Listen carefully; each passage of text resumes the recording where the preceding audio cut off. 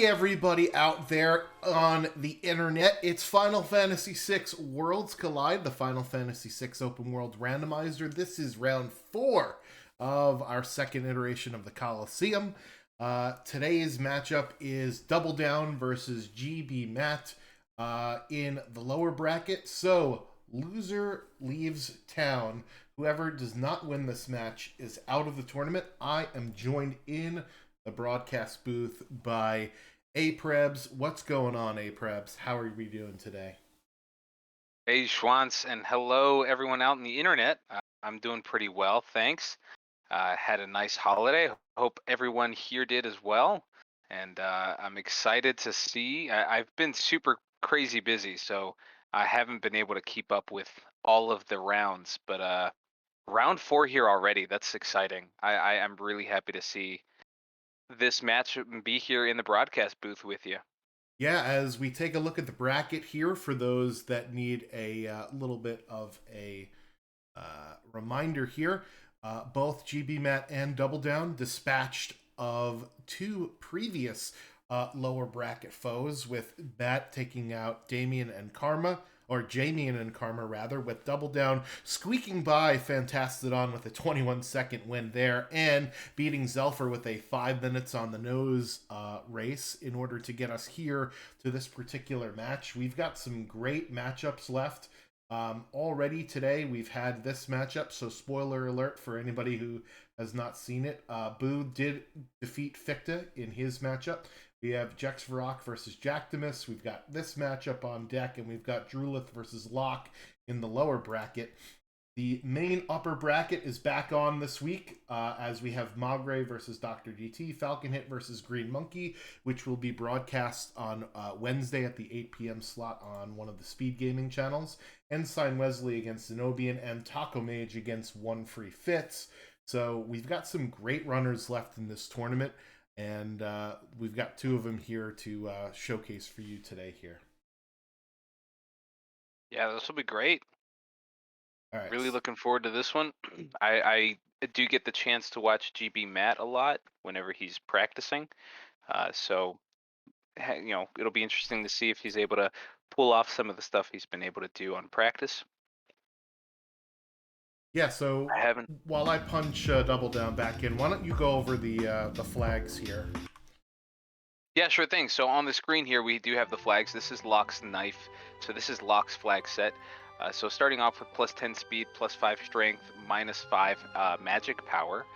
If the racers do decide to go do the Coliseum and do a Coliseum win, they get auto haste. Steal always.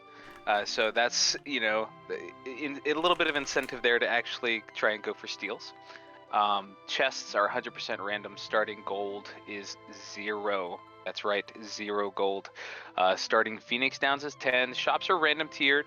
The prices at the shops are 150 to 200%, and shops only sell a quarter of what they normally do. And but there are super balls in the shops. Yeah, so we'll see what our runners decide to do. Some real good vanilla game steal knowledge will definitely come in handy, as the steal always flag essentially makes it so that there is a 100% chance to steal an item. The common steal is 5/8 of the time, and the rare steal is 3/8 of the time. So that'll be nice to have in order to grab some good gear off of some bosses, because we probably will either find it in a treasure chest or for a really high price in a shop. And with that auto haste Coliseum status boost, Aprebs, I think we got to be ready for runners to dip in there as well. Oh yeah, yeah. Auto haste is one of the ones that, for sure, is a definite boon, right? For the Yumaro one, right? It was, I believe, Berserk, like auto Berserk. Right. And that's one that can, depending on how you set up your team, can be really helpful and help deal out a lot of damage, but it can also take a long time based on how much they're swinging and all that kind of stuff. With auto haste, it's just going to be, it's a lot of incentive there to just go and do that. So I'm really interested to see like how soon they decide to go for the Coliseum. All right, so with that out of the way, let's check in on our runners. So on the left-hand side, with the slate gray and blue trim, which is very much like Lock Sprite, that is Double Down. And over on the right-hand side, we've got our green and blue over there for GB Matt. And this is how we're going to get on with it. We do start with Locke, who has his vanilla steel. And we do get 2 more characters to start out with, so we'll see who those 2 characters are and what they have, because the commands on the other characters, they are randomized. So we'll see what we start out with, and that'll kind of determine how we get to get on early on in the seed here, as it looks like we're good to go. Getting our stat adjustments there. Before Terra and Umaro start, Terra has Rage, so we'll see if there's any fun rages in that list that we could peek out. Diodalos is Merton, so we don't want to do that unless we absolutely know we could. Tyrannosaur is the one thing I saw in there. That is the Meteo spell. Yeah, that same spell that knocks you out in Tier 3. And GB Matt is already hopping into the Phoenix Cave here with Locke in the starting party and access to some treasure. Meanwhile, Double Down takes the Terra starting route, heading to the Cave to the Sealed Gate first here.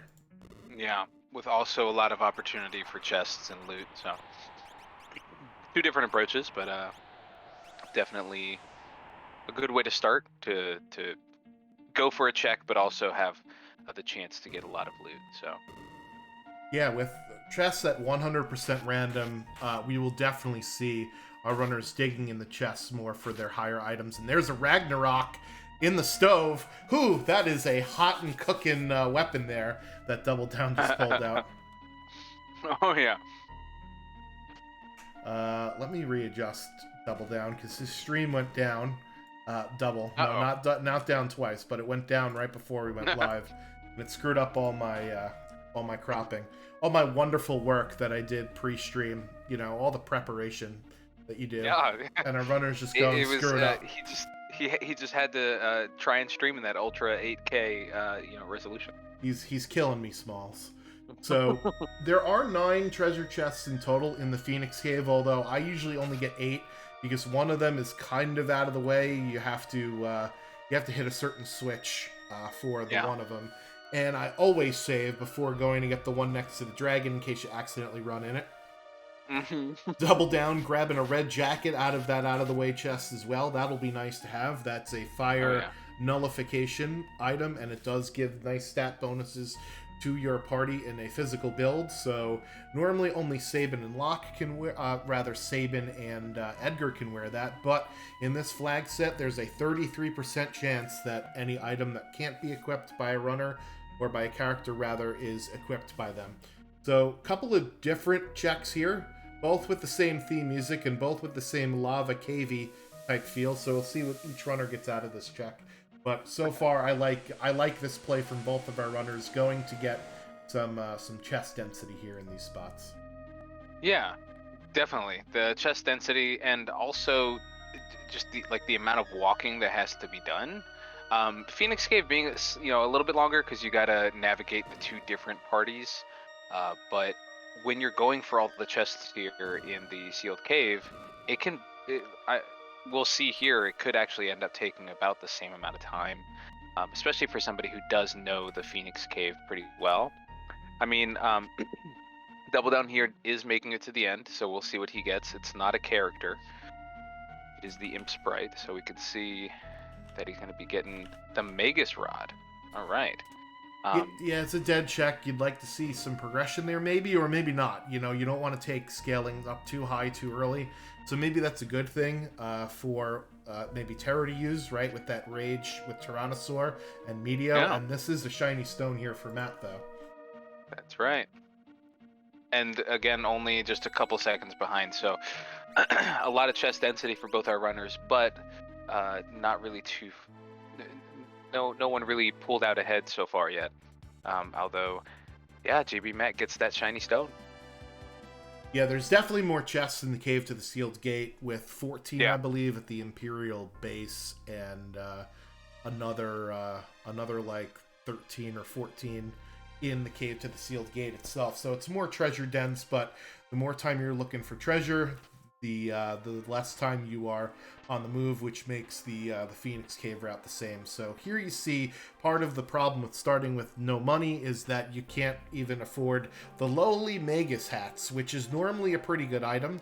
However, since everything in the shop is 150 to 200% of its normal value, that is kind of an expensive Magus hat. However, for +5 magic power, I still think it's worth it, Aprebs. Yeah, +5 magic power for sure, especially with the fact that with this flag set, they start off with -5. Yeah, so it evens it out. Yeah, yeah. So especially that, like, if you want to be using magic, you want those to even it out and give you that slight edge, at least over the other runner, if they happen to not find them or not buy them. Yeah, so normally in a seed, magic is kind of a lot more powerful early on, and physical offense comes around later on in the seed. However, with the nerf to the magic power stat and the buff to the strength stat, it tends to make these seeds a little bit more back-end faster, especially after getting the auto haste with the +10 speed. Battles will start to fly after these runners head into the Coliseum. So you might see sort of like an exponential graph curve of how fast this seed goes. It'll be a little slow earlier on with battles, you know, taking longer because of the way that stats are adjusted here. That'd be interesting if we could put together some sort of code that'll make a graph like that for us. Yeah, well, so in the damage formula for magic, your level is only taken into account once, whereas with physical damage, it's taken into account twice. That's a real cheap behemoth suit for 1072 GP. So Double Down is going to grab it without increasing scaling, and even though sellback is only a quarter, he could certainly flip that behemoth suit for more than he paid for. That's very true. Alright, so Matt is going to get his disappointment at the end of the cave to the sealed gate. And we'll see where our runners go first. So neither runner has checked the World of Ruin Narsh weapon shop either for that Esper item choice between 2 rewards and a peek at the Curse Shield value. So I'm expecting to see that.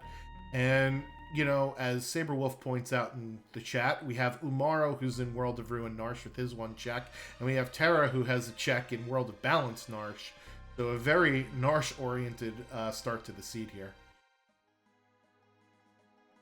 Yeah, very much so. Although we haven't seen them go there yet, but that's a nice relic shop there with hero rings and Atlas armlets and Blizzard orbs all in the same shop. So yes, you could put Blizzard orb on the Yeti and get him to have the storm. Matt is dead broke because he hasn't sold anything, right? Yeah, that's right. Oh, maybe he has. He only has 293. But the Blizzard Orb also will absorb ice damage and nullify fire damage. So if one of your other characters can wear that relic, it is good for elemental protection, and it gives +5 magic power. So that'll nullify out that stat nerf in the beginning as well. So we'll see if anyone decides to go to the World of Balance Narsh to peek what's at the Yeti Cave prior to going into the World of Ruin Narsh and trekking up the mountain. Right? Because if we peek it and we see a character there, maybe we're like, all right, let's go and get this character sooner rather than later. Because I believe for both of our runners, the faster they get their Yeti out of the party, the better off we are. However, Umaro is very good for doing the Coliseum, right? Yeah, I mean, and if they do happen to get enough to get a Blizzard orb on him, then, you know, then he could definitely they could feel confident having him out in the Coliseum. But yeah, it's really nice just to have that confirmation. If they go check, then they can full commit to the World of Ruin Narsh and go in for that Yeti check. Anytime you have like, information is king, right? In a randomizer. Ooh, an experience egg, yeah.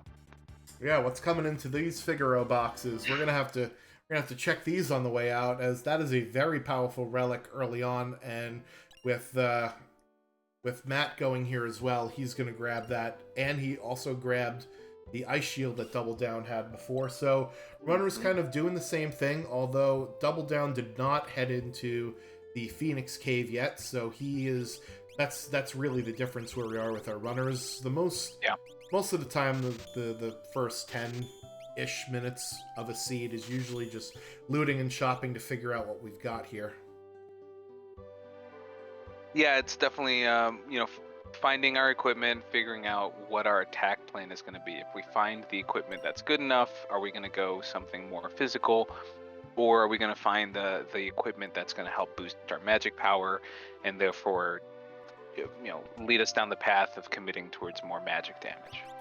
Yeah, so I think EXP egg on the Yeti with Blizzard Orb. All right, so it looks like Double Down is going to buff up Umaro with some of these grind fights here in the South Figueroa basement, and use that for Coliseum. So if I was in the runner's shoes, getting the Ragnarok would be what I would do for Locke. I would be using Tyrannosaur Rage on Terra and Yeti Smash to get my first few levels here. So I like this play of Experience Egg on Yeti first in order to bump him up, in order to throw him into the Coliseum, because he will smash. Yeah, it looks like they did swap the Experience Egg over to Locke before they were done with all the equipment management, but I like that less. Just from a viewer standpoint, obviously from a from the standpoint of from a runner, I can understand, because really you're not going to want Umaro in for very long there.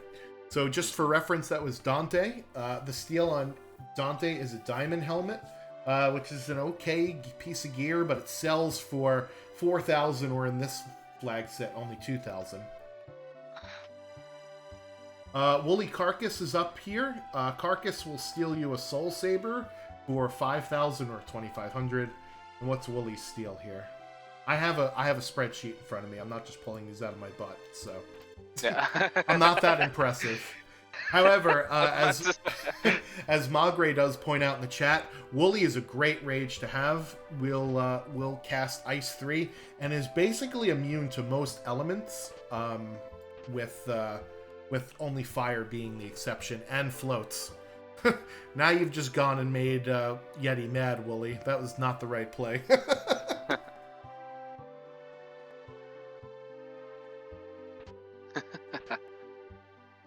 I like the Clerk's reference from Mildane. He's not even supposed to be here today.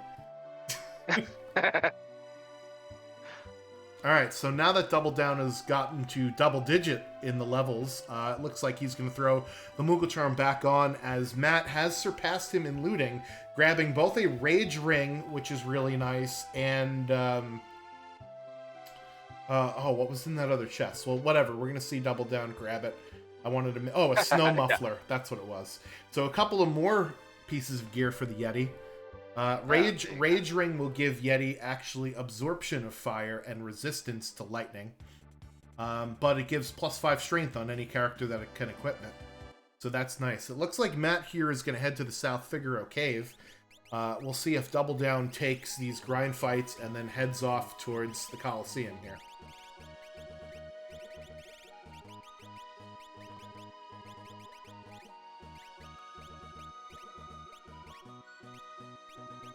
By the way, if you are running in the Coliseum too, I did make a spreadsheet with the rankings of like what the best enemies to steal off of were. I felt inspired after going over the Rage ranking listings spreadsheet. So I did one of those. I exported it from a website that I know, and I basically just ranked them afterwards with a grade and little notes as to what items sell for if you steal them. Because that's usually what I do, is just flip most things. So if you want that, it's in a link to it is in our Discord, and I'll give it to you. Not great stuff awesome. There in the Coliseum, though, Prebz. No, nothing too enticing other than. Oh, that was a Valiant Knife. I'm sorry, I completely missed that. Oh, I missed that too. Yeah, so we got a Valiant Knife in the Coliseum, which is now what Locke is going to do, maybe. So we can give the Ragnarok to Umaro, although Yeti can never do any of the MP procs, rather, for the big swords, meaning The Ragnarok will never hit for 2 times damage because Yeti doesn't actually gain any MP ever. So just something to keep in mind there. But I think more importantly for Double Down, right, is the fact that he's now got auto haste on his characters. Yeah, auto haste. Looks like he's deciding to keep Ragnarok on lock. And no Valley Knife. Oh no. Oh, oh no. He's definitely level 10 on 2 of his characters too. Oh my god. Yeah. F's in the chat for Double Down. Yikes. Yeah. He literally just launched up the airship and just turned around right into Doomgaze. You hate to see it happen. Well, Double Down wished to be in the top... right before that, though. Thank God. Double Down did say in the race room that he did wish to be in the top fails of the weekly recap, so there you go, Double Down. You're in it now, my friend. Oh, man. Yeah, making sure to do a wide turn this time. heading into World of Ruin Narsh. There we go. And it looks like Matt is actually taking some levels here before the boss fight, which I like a lot. So getting your levels on the way to doing checks is something I love doing. However, there is a risk that's involved with it. You can't beat the boss, then you lose all that time that you got to all those levels. Another Ragnarok in the weapon shop. Yeah. That sort of makes sense. Yeah. And smart spot here for GB Matt to grind, because there's also the recovery spring right there. So just not having to waste any like money on buying tents or sleeping bags, so you can just heal up there while he's doing it. Yeah, getting 13 for the cursed shield. Getting some heals from that dirty turtle water there. Unfortunately, this fight is not that fun with magical damage, because this mob is very magic damage resistant. However, I'm pretty sure Meteo ignores defense and doesn't care about that. So we'll see what kind of damage it pulls out if it actually hits. And that's the F part, right? That was a pretty stacked Norse shed there with an Aegis shield, another elemental shield, a flame shield, and a dragon horn. Right. So 3 really good items there in the shed. Unfortunately, the cursed shield, I think, was 12, right? That was the battles count? I think it was 13, actually. Ooh. Yeah. Yeah, so that is probably a bit too much for my blood. I don't mind, like, 8, 9, or 10, but 13 is a lot. Ooh. A Gigantos here with EXP egg equipped, too. That's going to be big EXP money right there.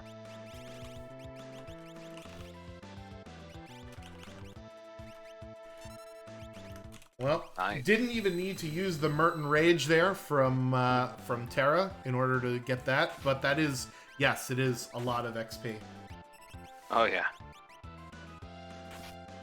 And yo, Karant, welcome to Final Fantasy VI Worlds Collide. Thanks for the raid, your party of 4. Nice little table there out in the front for you if you're up for it. Or if you prefer to sit in the back and hide out, you can do that as well. Yeah, you let us know, booth or table. It's up to you. I always personally prefer a booth.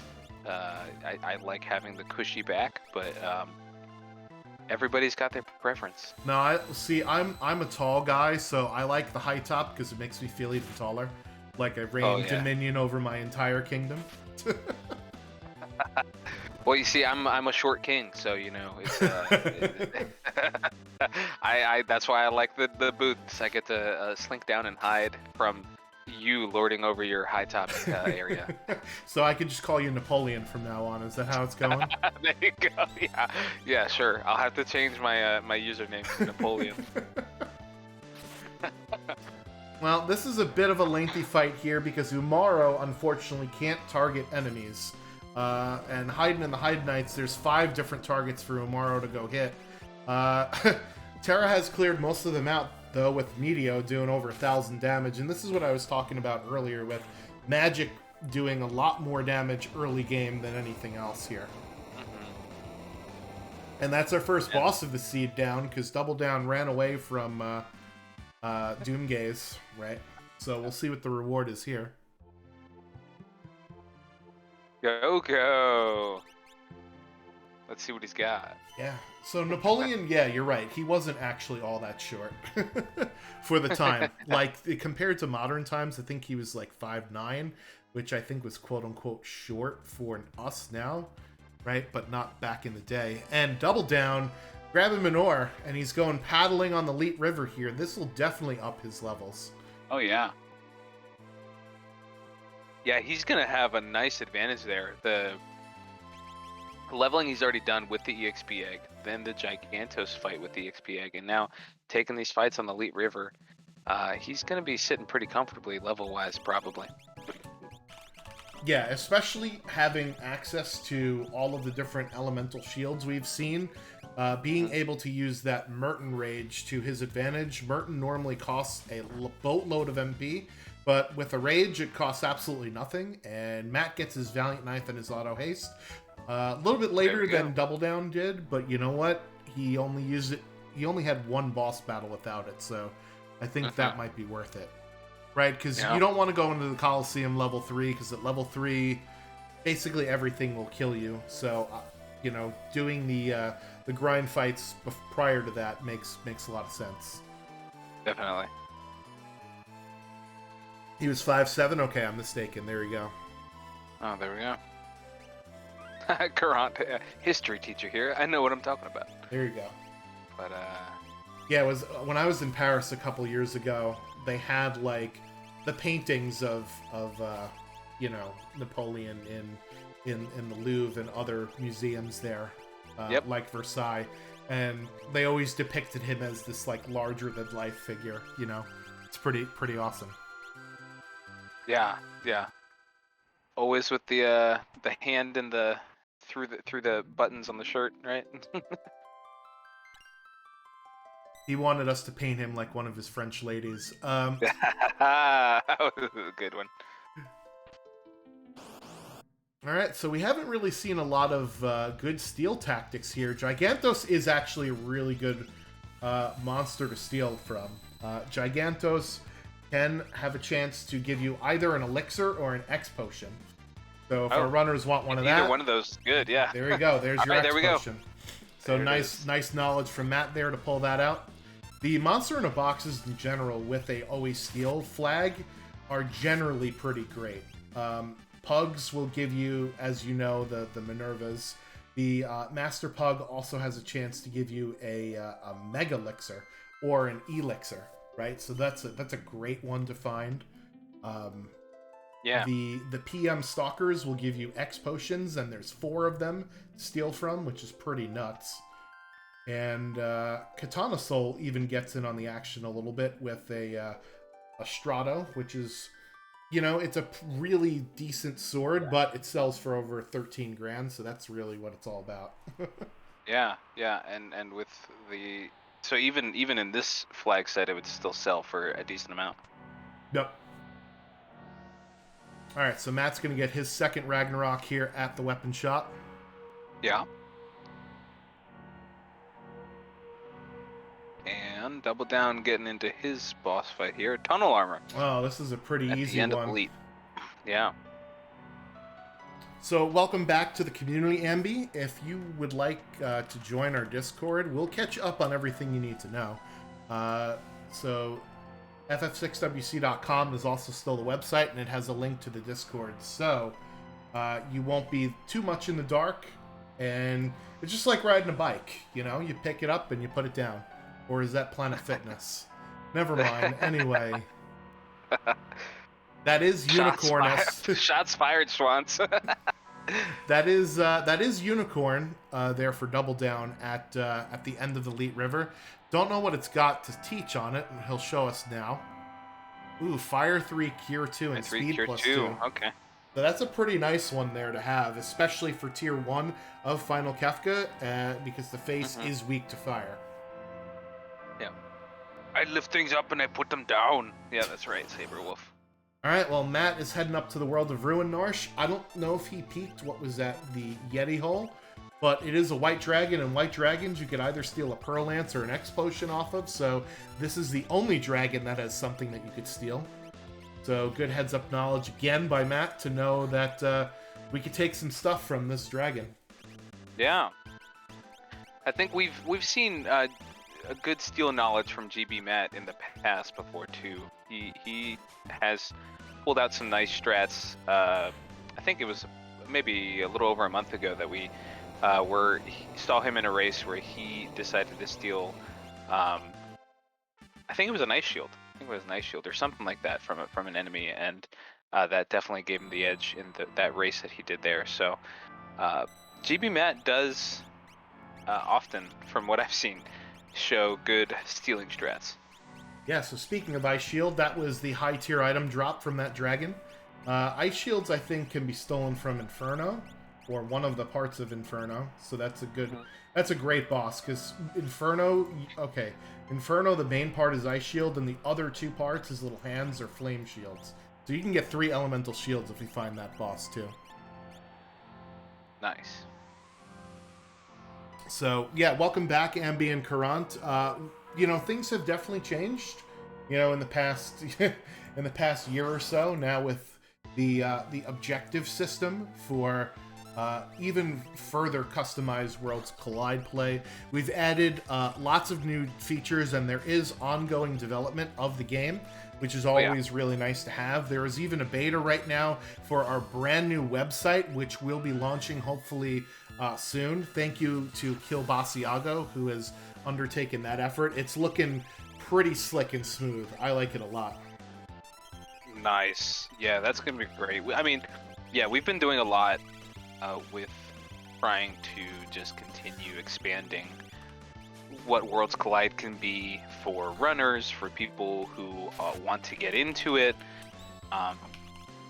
Runners who've been doing it for a while, and I'm relatively new to Worlds Collide, and as you can see, even just the little bit of time that I've been allowed to kind of immerse myself into it, I'm here, I'm commentating, having a good time with you guys.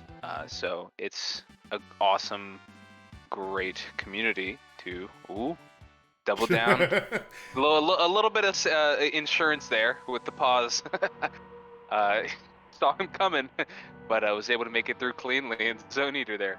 Yeah, but welcome back to you guys. Yeah, pause buffer strats will certainly work at the bridge trolls. One thing to note on Matt's side, I think he put the curse shield on Gogo, and unfortunately Gogo also, similarly to Umaro, doesn't earn any MP, so therefore can't actually uncurse the curse shield. So, so Matt's going to be sitting with that condemned counter over Gogo for a while if he continues to try and uncurse that shield. It is 13 battles, we did mention it earlier, which is kind of a lot. Oh no. That's not what you want to see. At least he has a warp stone. He doesn't have to walk out. Yeah, so if I was double down, I've found a lot of dead checks already between the cave to the sealed gate and the Norsh weapon house, and now in Zone Eater, I must be feeling like I'm a little bit behind at this point here. Yeah, maybe a little bit in the checks, but he's got to feel confident with the levels and having the EXP egg. Although he may be, I mean, it would be smart for him to be playing with the assumption that GB Matt has also found the EXP egg. All right, it is a character here at the Yeti spot, because otherwise it would say remove either a Magicite or item from the carving. Yeah. Let's see who's walking down. Thick Setzer, walking down those stairs here. I like, real thick Setzer. I like doing Zone Eater early on in the match. I hate doing it later. That always feels bad. But I guess I'm an apologist for awful checks.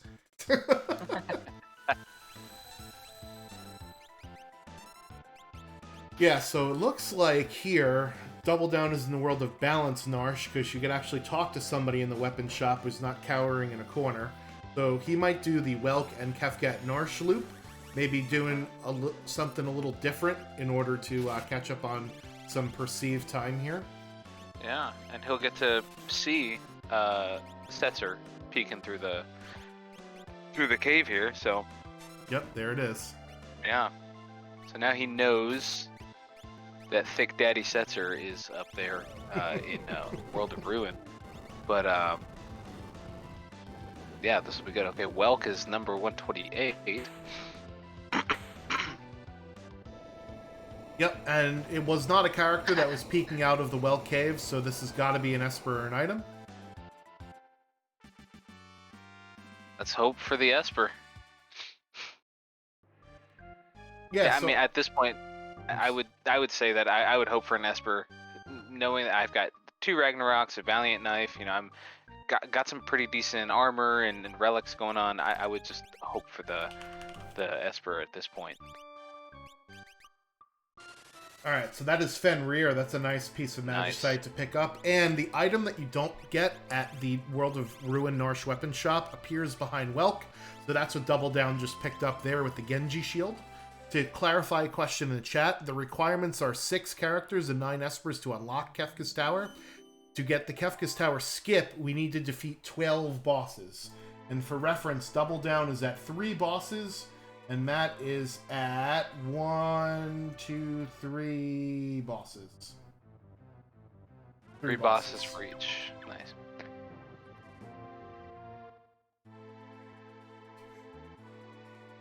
Yeah, so now with Setzer, usually it's hard to tell when there's a lead, right, in Worlds Collide, because we're not looking for key items, we're looking for a certain number of characters and Espers in most races. And with Matt getting Setzer first, he is got a bit of an advantage here. I wouldn't say a lead, because he has access to more checks, because one of the things about Worlds Collide is you are gated to the world events that your character is sort of a part of in the vanilla game. So the more characters you have, the more different options you have, which could be good or bad, right? If it's too many options, you get analysis paralysis. But Matt picking out another shiny stone there from the Colin Jinin, and I'm guessing we're going to see either Daryl's Tomb or Search the Sky here. Nope, he's back in that truck up. Coming in for a nice landing there. Daryl's Tomb, you can peek the reward prior to actually fighting the boss. Fighting the boss, yes. It's an inscription on the tomb. However, you must reset if you don't want it. There's no way to back out of it, right? Yeah. Looks like Double Down's taking the dragon fight here at Norwich. Let's see if he opts to steal anything from this dragon. And then, yeah, we got Matt just preparing himself here for the tomb. See how it goes. Yeah, so I just clicked on the link to the website there. That website should be fine. Is it the Discord link that doesn't work? I'll see if that works. It's the FF6 Worlds WC.com. It also has a .u at the back of it, which I think is just throwing it off. Because it's like connected to the you can also join our community. Wow. So the you from the next sentence got attached to the hyperlink. Oh. So, yeah. All right. Yep, let me fix that then. Yep. Maybe it's easier to spot it on mobile versus, on desktop for me, where I was. Yeah, for me, I can see the U is definitely part of the hyperlink for the next. But yeah, thanks for pointing that out, Jay Brun. Appreciate it. So, Double Down, I assumed he defeated the White Dragon in all that, because there was no reason for him not to. And Dataluma, unfortunately, got annihilated as well. So this is going to be another piece of magicite for him. There we go. So now he's probably feeling a lot more comfortable with having picked up some of the magicite that he has been missing out on. But he probably is still a little panicky in terms of characters that he has. Probably is one more. It is Atma here, as our runners continue to dig in Monster in a Boxes looking for an offering, probably for that Valiant Knife that they got out of the Coliseum. Mm-hmm. It was a stray Esper on the inscription here. So our next character has to be at another one of Terra's checks, because we've seen all of Locke's checks. We've seen Gogo and Umaro check. We have seen all of Setzer's checks that can reward characters, right? So it's either a Terra check or Kefka at Narsh. So chat, this is where you could help us out. We have not seen Zozo or Kefka at Narsh or Mobliz, and one of those 3 spots is going to be where our next character is. So which one do you think it is, and who do you think is there? Let's see them. Let's see your predictions. Yeah, sometimes the links on mobile can be a little bit different, whereas, you know, me on PC, on my desktop, they separate out the links. Yeah. Yeah, I'd like to have chat on mobile, so I can just focus on the... So Atma's also another great steal opportunity. Oh, I'm sorry, no it's not. Atma weapon is, with either an elixir or a ribbon. The other, Toilet Atma, is not. It's either a Drainer or a Crystal Orb, which you could sell, but they're not really worth... they're not worth really actually stealing. Alright, another Magicite for Matt, and he is got the character and Esper lead. It's just a matter of, will he find this last character first? Life 2 on that Esper is really nice, because sometimes you don't get any cure spells. Although I think we do. We have Cure 2 in this seed. Yeah, we've got Cure 2 with the Unicorn one. And that's at ×2 learning, so... but yeah, no, it's still always nice to have that Life 2. Just as insurance. The worst is getting Mog at Kefka at Narsh, so I'm not going to wish that upon our runners. But, let's go with Cyan at Zozo Tower, so that then we could turn around and do Mount Zozo immediately afterwards. Oh, yeah. So I'll give them a break. Yeah, that's hopeful thinking right there. Ooh, GB Matt running into Doomgaze here. Oh, is he level 5? Because he reset out immediately. Yeah. Oh no! We should have seen that coming though, coming out of Oh yeah, he's got a few of them that are 25. So does Doomgaze 2 and our runner 0 so far. A vanilla Doomgaze that is, which is especially brutal. We're gonna get some new 411 over here on Matt's screen. You could actually go and talk to the kid in the basement here to figure out what the check will be at Mobliz. That's true. Alright, so we've got a couple of people pointing out that they think it's going to be Kefka at Narsh. Oh, Celeste. Yeah, so Celeste is definitely here. The problem with this check is you have to fight the boss with only 2 characters. You will fight Funbaba 3 first, and then he will Baba Breath 2 of your characters away. If you want to have them choose exactly what 2 characters to blow away, you could actually kill them off during this fight, and Baba Breath will always blow away dead characters before any of your living ones. So you could certainly do that, although with this party, I don't think it really matters who is going to be left standing.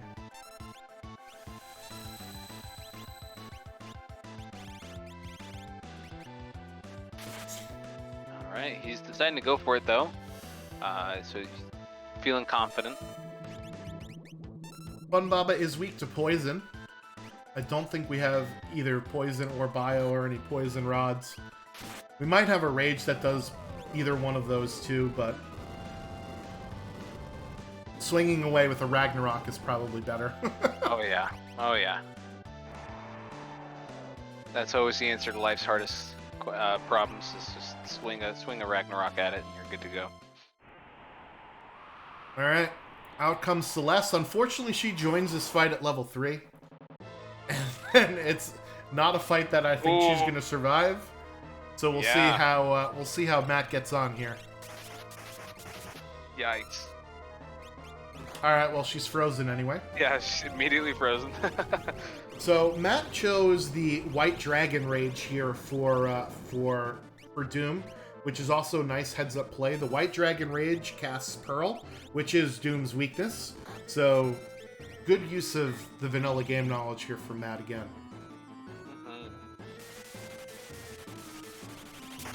Oh, his sets are frozen too? It's hard to tell with the Mog sprite. Yeah, it looks like... I just see the little blue wings. Yep. So he's got Frozen and Rage. So, He's not in control of the car, ladies and gentlemen. By the way, I didn't see this earlier, but that's another Valiant knife. Oh, wow. In the tomb. So we got great both offensive weaponry for sure. Yeah. I just saw Double Down pick up the Valiant knife in the tomb, and we know that Matt was already there, so that's another Valiant knife for both runners.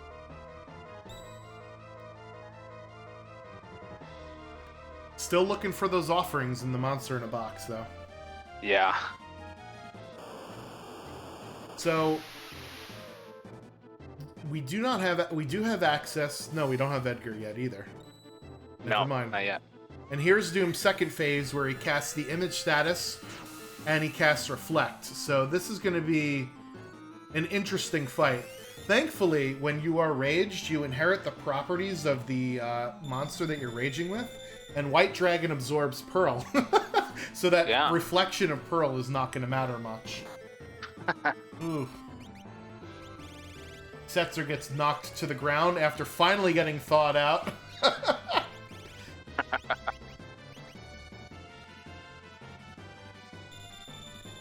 Yeah. Yeah, this is, like I said, the Mobless spot is rough to be character gated at. Yeah, having no idea what that second phase is going to be, and the fact that it could be a statue boss like this is, and then you're down 2 characters, or I guess you get the new character, but as you mentioned, they're coming in at level 3, so you really only still have 2 characters. Yeah, it's scary.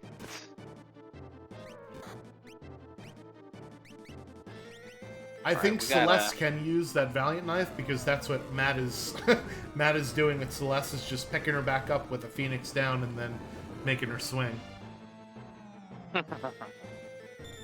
Nice.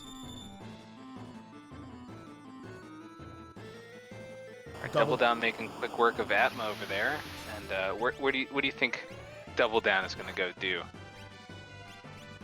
I would hope, since he's right here, that he goes and does Zozo Tower, right? That's what I would do, because it's close. Yeah. I mean, you do have to change worlds, but proximity, it's closer than Mobla's.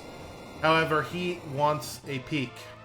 Yeah. So, looks like our runners both know where the funnel is going, and unfortunately this funnel doesn't have any beer, it's got Celeste.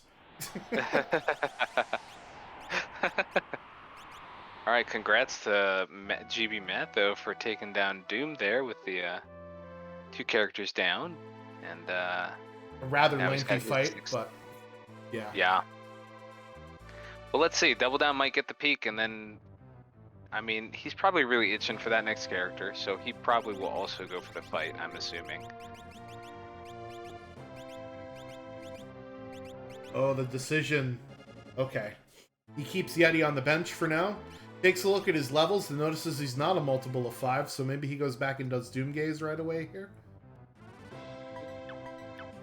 That's a good idea, actually. Yeah, the only way to unfreeze your character is to use a fire spell on them. So yes, I agree. It is the worst status effect. Hands down. And we got the Valiant Knife going on to Locke. Ragnarok on Celeste. For GB Matt. And Double Down is taking the fight in Mobilis. Yeah, so he does have access to a rage with Merton, so I think his Doom fight won't be nearly as bad as Matt's was.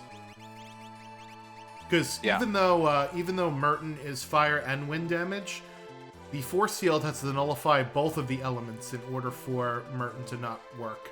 It's very strange. I don't know why it works that way with force field. Because normally, if a boss is resistant to one or the other, neither works. You know what I mean? So. Yeah, although he did lose Terra and Locke. I think so Gogo has rage. Yeah, so Gogo has rage. Okay, cool. There we go. So we'll see if he chooses to do Merton and burn the whole world down, or if he chooses to do, the same thing that Matt did with White Dragon, because they both took out White Dragon.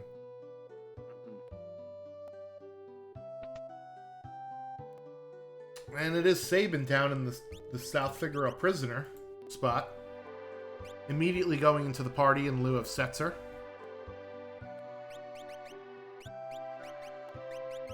I didn't see what was on him. Did you? No, I don't think they took a peek yet. All right. They just immediately put the Moogle charm on him and went back to walking. So we'll have to just wait and see. What a tease. All right, so the debate is on. Are we going to use Merton here, or are we going to use... Yeah, so it looks like we're going to use Merton. Yep. The other option was looking like Meteo. Meteo is very high spell power, and it does ignore defense. However, it is also very inaccurate. Yeah, Merton it is. The unfortunate thing is that his other users have the Flame Shield, so he's not going to heal his party from doing Merton, but I think eventually you'll see that it's not actually even a lot of damage from Merton. This is going to take a while as well. Yeah. Yeah, it's not as much as you would expect. Well, remember, we did get a -5 magic power stat across the board, and Gogo's stats are notoriously, on the lower half of the spectrum, for sure. Depending upon if Gogo could use that Magus Rod, or maybe that Magus Hat, or maybe some magic power increasing things like earrings or hero rings, Yeah, very true. Alright, it's World of Balance Narsh time. For Matt.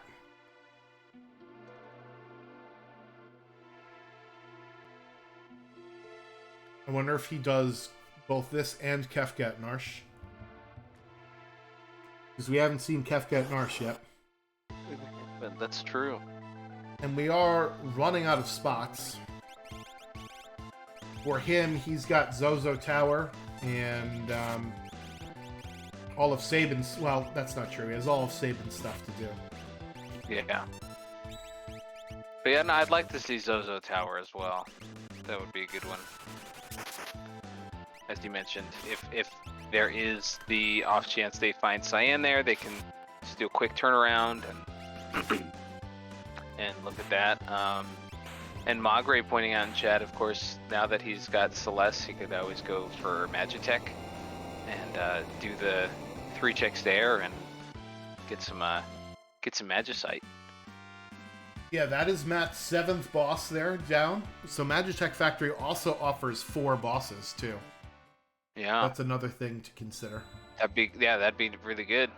3 if you rather 2 if you short circuit out. Mm-hmm. Even then, that would get him to what? To 9, and then he would only need 3 more after that to yeah. Well, get the skip. 9 is sort of the magic number, right? Because what you could do with 9 is you could overload your party 3 and walk up the middle of the tower, and by the time you get to the top of the middle path, you have your skip. So then you could come right back to the statues for the 2 side spots, right? So, yeah, exactly. So that's I think what we'll probably be looking for, is to get to 9 as fast as possible. Sure, getting the skip before going in the tower is better because then you don't have to do that walk, but it's certainly serviceable. Matt knows where the good stuff is. Maybe he doesn't. There's definitely one of the shops that had Atlas armlets and hero rings and stuff. All right, and Double Down is going to grab his Celeste. Again, another lengthy fight with Doom. We know Celeste has sword tech. I still haven't seen what Sabin has. Sabin might have jump, because I saw him jumping on Matt's screen, unless he found a pair of Dragoon boots somewhere. Oh, okay. So Sabin usually has a lot of vigor or strength, and he can wield the Skyrender. I think that's the build that Matt has for him, which is one of the more powerful swords in the game that you get from defeating the Doom statue, right? So it's a decent jumping item. It's not one of the lances or fixed dice, right? But if you can't get one of those, then get something with a high battle power and you're good to go. Yeah. And he just found Dragoon Boots. And they have a Dragon Horn too, don't they? I wonder if he looted the Norse shed. Because the shed is where the Dragon Horn was. Oh. I know that Double Down did, but I don't know if Double Matt Down did. I don't know if Matt did. So, that's too bad. I'm going to just put that down as a question mark here. Yeah. But that is you see Matt here, he opting not to go for any of the chests. Ooh. Get those spicy chickens out. Spicy chicken time. Yeah. So, but Matt went straight through the Magitech factory, opting not to go for any chests at all, just going straight through. I think he is of the mind of, let me get my last, or let me get a couple espers here, and then make my way through and get a couple bosses out of the way and try and get the skip. Yeah, so question from the chat. The Norse shed used to be one of the first things that was checked. In this particular set of flags with the characters we've got, Locke and Terra, and we started also with Umaro, our two runners went to Phoenix Cave and to the South Figaro Cave with the Imperial base. So there's a lot of treasure down there, right, as well. I would have expected both runners to go to the Norse shed at some point when they went to go fight Welk, right? It is a bit out of the way, and by the time they both got there, they already had 2 Ragnaroks, Valiant Knives in the Coliseum, and lots of different pieces of armor. So maybe they were just like, I don't need anything else in a chest. I'm good to go, right? Yeah, I'm pretty sure that was it. I Double Down did, because he like methodically went through almost every chest check in Narsh when he was there, but definitely by the time Matt got there, yeah, there was just no need to like continue to hunt for equipment, better equipment. It definitely still is a very common check for a lot of people when they get started. Right. If the characters that they have and the routing that is ideal or optimal for them takes them there. But yeah, as once mentioned, both Double Down and Matt started off with characters that they were able to go to do checks that also yielded plenty of loot for them as well right at the beginning. That was not the shed. So ooh, this is a rough go here for Matt at this poltergeist spot. You could also steal a red jacket off of Poltergeist, which is a very good item, as we mentioned earlier. And that's 3 of 4 party members down. And this might be a wipe here. yeah, this might be... Oof.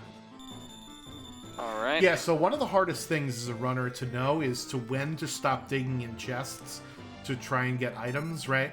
With this flag set, there's not great stuff in shops, so you're going to find it in chests, which makes chests more valuable in that sense of the word, but it also costs time every time you go to open up the chest, close the menu, especially if they're out of the way, right? Double Down looks like he's only getting the chests that are literally on his path in front of him, and that is Matt down for the count there. Yeah, Double Down's about to get in. Yeah, those wind spells actually do double damage against people that have ice shields on. So I know he's got at least one ice shield, so that's never fun. Yikes. And it looks like Matt's going to come back later for this. Yeah. And start doing the saving stuff. Yep, so there's your red jacket that Double Down took from the spicy one. Yeah, and Double Down already had one, right? From... Yeah, it was in South Figaro basement somewhere. Yeah. Yeah, so another thing that may have changed that might influence this, and this is a little niche, but I figure I'll mention this anyway. When we went to 1.0 and we went into beta instead of alpha, right? Or whatever this is that we're doing now, is when you change worlds, you don't always start at Narsh. You start wherever your ship was, right? So now runners are in Narsh less often than they used to be, because it wasn't the starting spot every time you went back and forth from one world to the other. So that might be part of it too, but I think in this case, we really should have gotten the stuff in the chest, or in the shed rather, but, you know, it just depends on the way that our runners routed it. Yeah, I mean, it is, like you said, it's hard to know, like, when is the ideal time to stop. Because even if you do have, like, good equipment, passable equipment, there is always the chance of getting something even better. And so as you mentioned, watching Double Down go through the Magic Tech Factory here, you can get to the point where it's like, well, this one's literally on the way. I can grab it while I'm moving and zoom in. Which, you know, GB Matt going through the Magic Tech Factory, he did grab the same diamond armor chest. Right.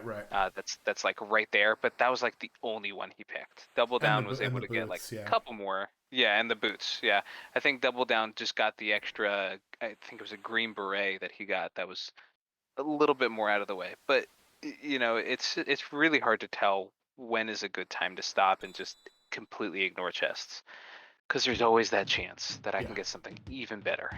Yeah. It's Schrodinger's Illumina, right? Yeah, exactly.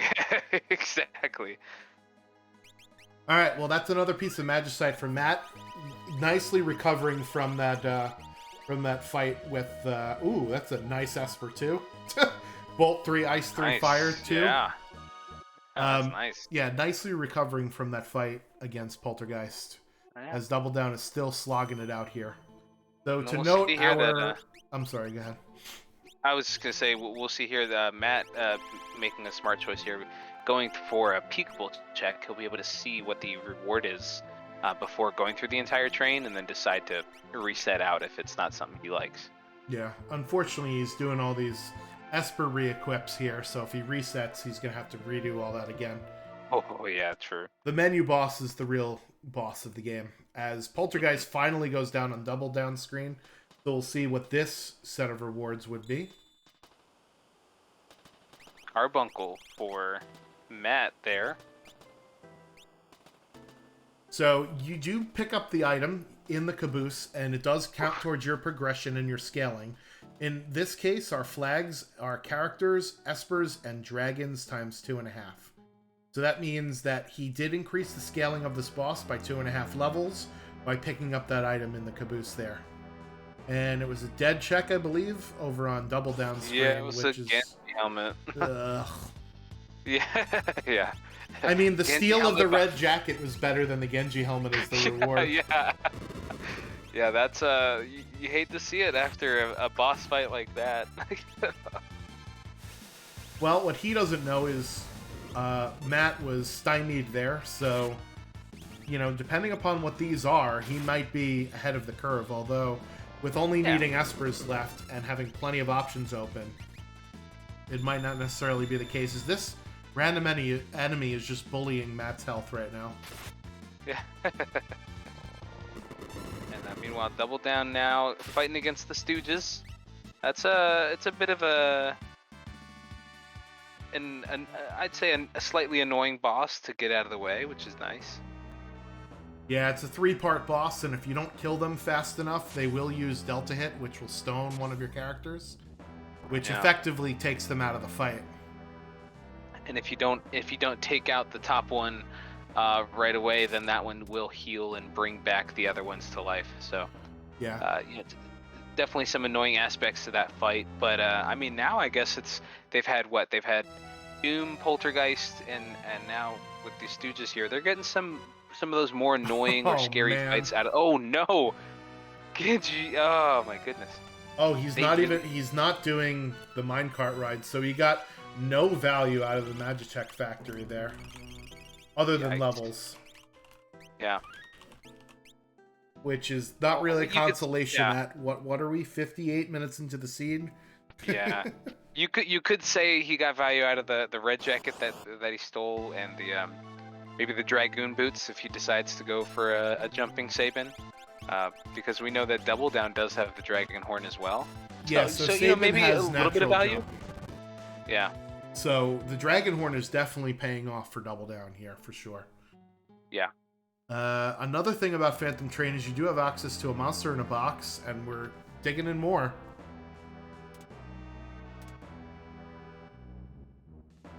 Alrighty. All right, Boo, the real MVP of the race. He won his match earlier today, so he's feeling generous. With a 4-month Prime subscription. Thank you, Boo. Appreciate it. And here's another ugly boss Air Force. I just realized I have an open Prime sub too. So you know what? You know what to do. I do. There it is. Hey. Ooh, here's another good steal. Steal. Steal it. Steal there it. There it is. Mega Elixir. There it is. That will likely come in clutch in the final moments of this run. Yeah, so Mega Elixir is great to have after Kefka casts Fallen One, although you can steal a Mega Elixir from Kefka himself to use before that comes out, so... Alright, I challenge someone in chat, let's get a hype train going. We only need one more person to sub, gift, or use bits. So. Yeah, so should I do it? Sure, if you want. Let's get the train going. We are at the Phantom Train, so we may as well have That a is train. true. That is true. I have to use it from my own account though, so hold on a second here. I'm logged into too many accounts. Hey, look at that! Look at that! Medeus24 is gifting 10 tier 1 subs. Thank you so much. Look at that. Oh my god. The train is continuing to roll. There it is. This train will not be suplexed. This train cannot be. All right. We're suplexing the money into charity, actually. So thank you so much. Don't suplex me. No, we will not. That is the point. That's the point. With 10 gifted subs, that is awesome. Thank you so much. Yeah, thank you, Metas. Appreciate it. We do give the Twitch sub money to charity for whichever upcoming events we are going to be running in. So thank you so much for that.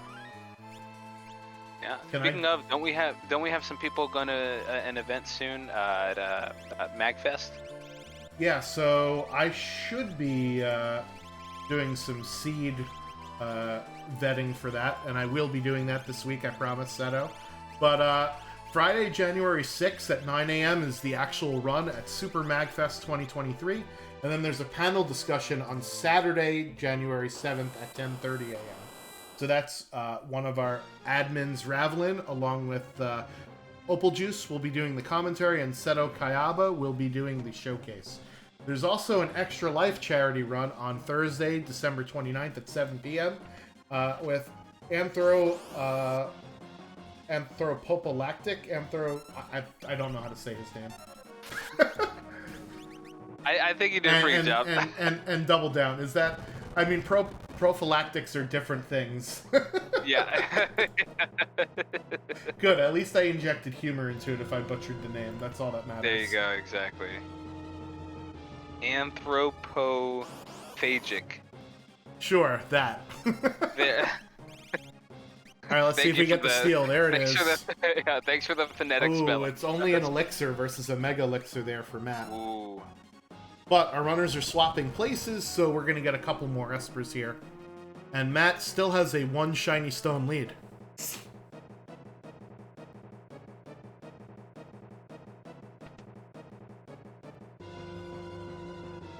Yeah, so I'm guessing that our money from our subs will be going towards the Extra Life charity or our MagFest runs. Although I think MagFest is just an event, not a charity stream. So. Yeah, I think it's just an event. Yeah. So probably then to the when you said that one's happening this Thursday. The 29th of December. Yeah. At 7 p.m. All right, that's 2 days away. Mark it on your calendars. Be there, and we'll get another Phantom Train hype going. And yeah, like like Schwantz said, all of our sub money and any donations and all that kind of stuff, we give those to our charities. So come out on Thursday. That's this Thursday's support for that. And I'm sure that'll be a real fun run to watch as well. All right, so it looks like Double Down is going to be following Matt into the Phantom Train for another Esper. Let's see where Matt decides to go. We know where we don't want him to go, and that's some of the dud checks that Double Down had. Yep. Yeah, do we think he's going to go back and try and fight Poltergeist? Or do you think he's going to just go and try? Yeah, I would fight Doomgaze here, right? Let's see what my levels are looking like. Nobody's at a multiple of 5. Let's fight Doomgaze in the Search the Sky spot. We get this boss over with. Yeah. And we're going back for round 3 collectively. So far it's been Doomgaze 2 and our runner 0.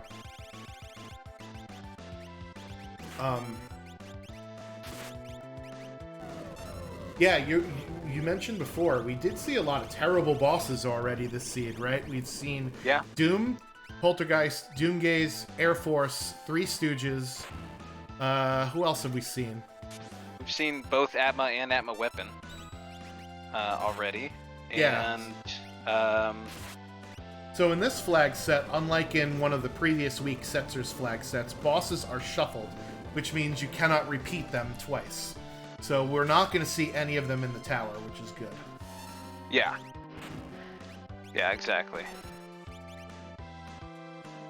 And then, and Wearer in chat just mentioned we can talk about this, but it's what if we can add the check counter to the dead check counter to the all right, UI. well, this is going to screw up the UI a little bit, but whatever. Yeah. We're going to... So, in the 4-player runner layout, so I'm going to switch to that real fast. You can see that there is, like, a little imp there at the bottom, and that's the number of checks that you have, right? So this is available on the 4-player layout right now, but not on the 2-player layout, so we're working to get that on the 2-player layout, and you can deduce how many dead checks you've gotten from that check number, right? So, coming soon, TM, to the 2-player layout. Yeah. Yeah. Yeah, it's definitely something that works. We appreciate the suggestion. It's definitely something that we're working to figure out, just to make sure that the viewing experience is as clean and enjoyable as possible for you guys. It's definitely something that's on our mind as well. No, forget their experience. It's for us, the commentary team. So we look smart and we know what we're talking about, all right? Forget the plebs that are watching this. And that is Matt getting a 9th Esper there from the Doomgaze spot, and he's conveniently parked right outside of Kefka's tower. So. Yeah, almost like he planned it. All right, well, I'm going to do a little boss count here, so give me a second. 1, 2, 3, 4... 5, 6, 7, 8, 9, 10. So if my math is right, and if I can count, he's got 10 bosses, which means he just needs 2 for the skip. Yeah. Which is kind of an awkward number, but hey, we can make it work as he's overloading his party number 3 in order to clear out the middle, and then he'll warp in and take the 2 side statues afterwards. So that's his plan here. Yep.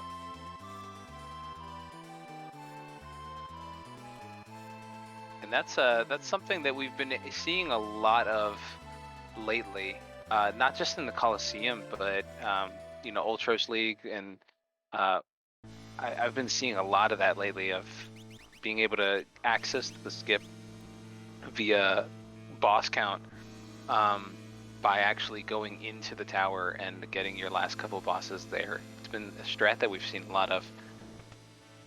Yeah, I love the kind of the metagame of, yeah, if I get free checks, they're much faster, but then I don't kill a boss towards a Kefka Tower skip, which will save me time in the end game, right? I like that, needing to make that decision and forcing runners to do that. It really puts a different spin on our runs, and I hope that it sticks along, for a little bit here. So Matt is in the tower first, but I'm looking at Double Down's levels, and his are higher than Matt's, so his battles Oh yeah. will go faster. Obviously, Double Down did more checks, right? Because he did both Magitech Factory 1 and 2. Yep. So maybe it was actually a blessing that Matt couldn't get past Poltergeist, because it was 2 dead checks in a row. Yeah, maybe. Yeah, maybe it was a bit of a blessing, and not having to go back and do that, and Ooh, F's for being able to Saban get here first. Uh oh. I think Locke maybe 2? No, Tara and Saban. Yikes. All right, well, it's a small hole to dig out of, but we'll see if Double Down can do it, because he will get his Go Mode Esper here. Yeah, very true. So it looks like Doomgaze is the answer for both of them. They had to reset against him earlier, but now they're both being able to find their last Esper using him. Yeah, I mean, looking at their charts here, the only other option that I think would have been palpable to both of them would be Imperial Camp, because you could peak the reward after the first grind fight. But other than that, you're either stuck doing Opera House or Mount Colt, which isn't that long, but you can't peak the reward, or Zozo Tower, right? So those were kind of and Kefka at Narsh, which I don't think we ever saw what it was. Or perhaps the auction house, which maybe the auction house is more palpable than fighting Doomgaze again, but I don't know. There's a lot of people that do not like the auction house, and I could certainly understand the apprehension to it. It's a nice fight here for Matt. Just a good old-fashioned Ultros fight here. Yeah, after slugging it out with Doomgaze. You like to see that one. So we'll see if Matt decides to take this dragon on here for some extra levels, because he is going to get them on his entire party here, which will be nice. Yeah, that's true. Whereas, let's see what Double Down's boss counter is looking like. So he is at 11 right now, so he'll be at 12 after Doomgaze, so he's actually going to jump ahead of Matt in the tower if he decides to go in first. So this is a close one. Yeah. Yeah, I did not realize that he's going to have that lead in boss count. He's going to be able to just go straight in. Yeah, so the thing is, if you do that, you would have to split up your party 2 in the middle and then 1 and 1 on the sides to deal with the bosses. So we'll see what Double Down decides to do. That's what I would do, right? Especially knowing I got some dead checks. It's 111 or almost 112 into the seed. I want to be in Kefka's tower by the hour mark, so I'm feeling a little behind maybe. So we'll see if he dives into the statues here. Yeah. Well, and also, as we've discussed before, some of the harder, scarier bosses have already been dealt with.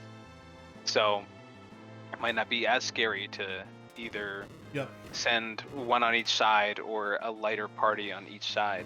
Are we going to get like a statue sync here? Just about. Jeez. So Double Down right behind Matt, right on his heels here. The thing is, Matt is sending his entire party up the middle, and he's gonna have stronger parties for the side bosses. So these fights are gonna not take as long. However, he's gonna take some time to reform his party. Yeah. And Double Down is ahead in levels currently as well. Yep. I'd argue with the Dragonhorn as a better Saban, right, as well. Mm-hmm. Yeah. So we'll see what happens here. It'll come down to execution and RNG. Yep. So we've got Ifrit and Shiva in the Guardian spot. Kefka over at the left statue. And Kurgzy agreeing that entering at 111 feels a bit behind. Oh, Magre pointing out that Double Down switched Saban from jump to rag swing. Okay. Yeah, maybe he also has he has access. There's an ice shield in the validation chest. As if we didn't have enough elemental shields this run.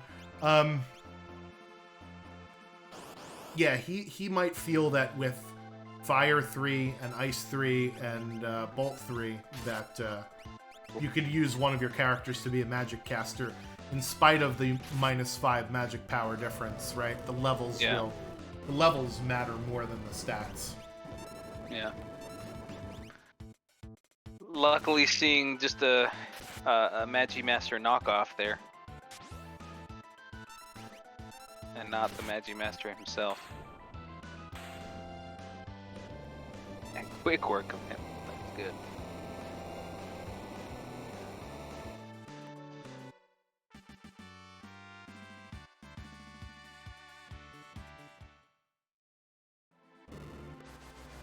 Magimaster Light, yes. Exactly.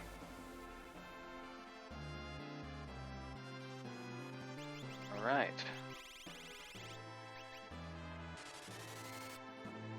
All right, and here comes the warp out of the tower at the top, and he'll reform with 2 and 2. And Arusta, for your question, it was 13 battles for the Cursed Shield. Which Matt has had it on for a while, but for a period of time, Matt had it on Go-Go, and Go-Go does not count, or the battles that Go-Go has it equipped does not count towards the Cursed Shield. So we can't really keep count until he equipped it onto Sabin. Yep, that's absolutely correct. So we'll see. I mean, he might be able to pass it around, take one down. Right? And uncurse the shield, but who knows? Alright, back on the switches for Matt here, and he's just got 2 more bosses to go.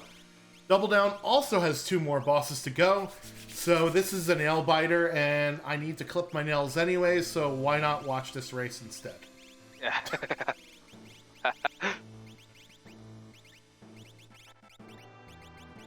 All right, as always, though, as you always like to say, the menu boss is really making this even closer right now with Matt doing a bit of menuing that he has to do. Yep, you want to make sure that you have your Moogle Charm on your on your users, right? So. Yep. And we don't know what this other statue is here on the side. Right, we don't know what it is. Yeah, on the right side, we haven't seen that one yet.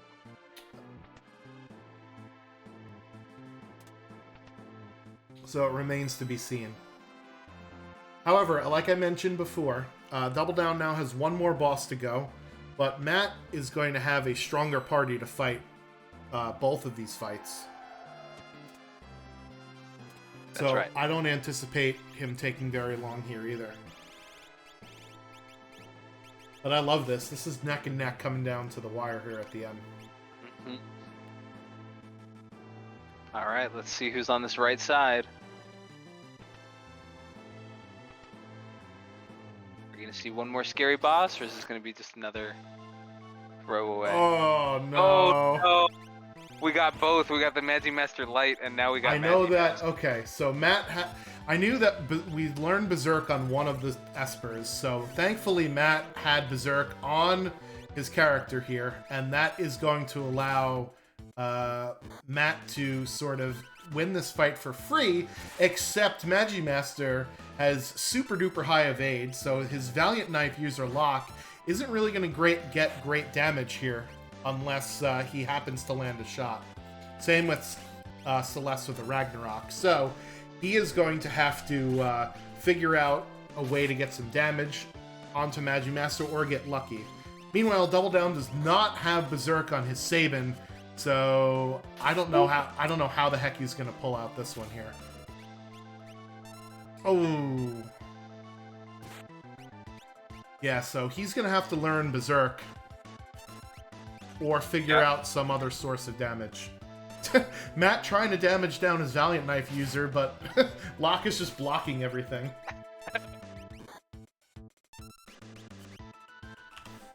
And only doing three damage at a time from Go-Go. It's gonna take a little time. Yeah, so let's see if Double Down checks his Espers.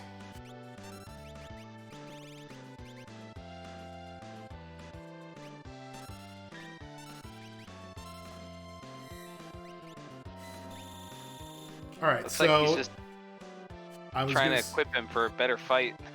yeah, so I think Double Down Setzer knows Berserk, and I think Setzer got clobbered in the initial start. So we'll see if we see Berserk coming out, and yeah, there it is. There it is. Setzer just has to survive. And he Okay. barely does. Ooh, that was close. Alright, so now it's a matter of who could actually hit their target first. Yep. Because Matt's lock is getting... Oh no, this is going to do a lot of damage to lock, but maybe that's what he wants. Whereas Double Down has fire... Double Down has fire 3 on Setzer, and fire 2 on Sabin. So this is going to take a lot longer for these casts at lower damage thresholds, but like I said, Magimaster's physical evade is so high, it's causing Matt's attacks to miss all the time. Yeah. We're at a point that Matt's happy with Locke's HP because you can see he's using Celeste to attack Magimaster again. Unfortunately, Sword Tech 4 does not ignore defense. He's going to want... Oh, there we go. There's some juicy damage. He's going to want either Sword Tech 6, which is Stunner, or Sword Tech 1, which is Dispatch, that ignores defense. The Ragnarok also will do low damage because of Magimaster's high physical defense. However, that Flare proc certainly will do the trick. Alright, Double Down decides it's time to crack this Ice Shield now.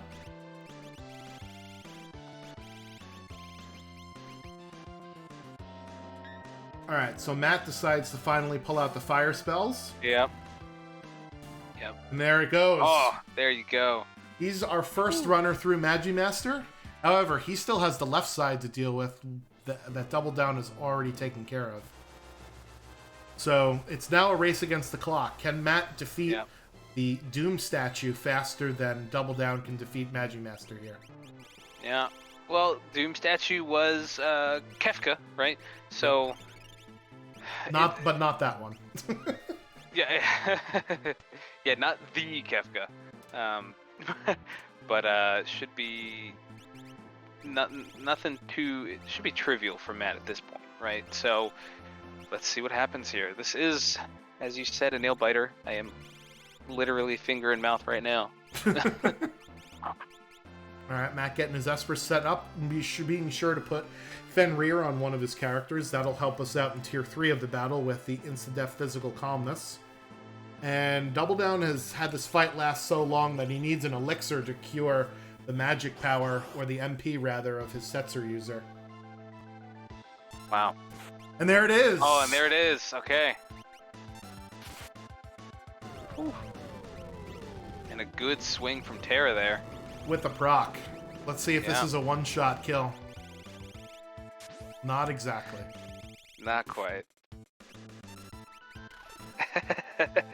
Hefe and Kirksey both yelling at Matt to get out of the menu. Yeah. Listen, you could cheer our gladiators on however you like. I usually like to give thumbs up or thumbs downs, like in Roman times. And right now, we are just seconds away from the statue presses, and Matt has just got to save here, and we are neck and neck going into Kefka. Double Down is first on, 122.45. So he had a shorter Kefka's tower than Matt. There we go. Come on. No, come on. Come on.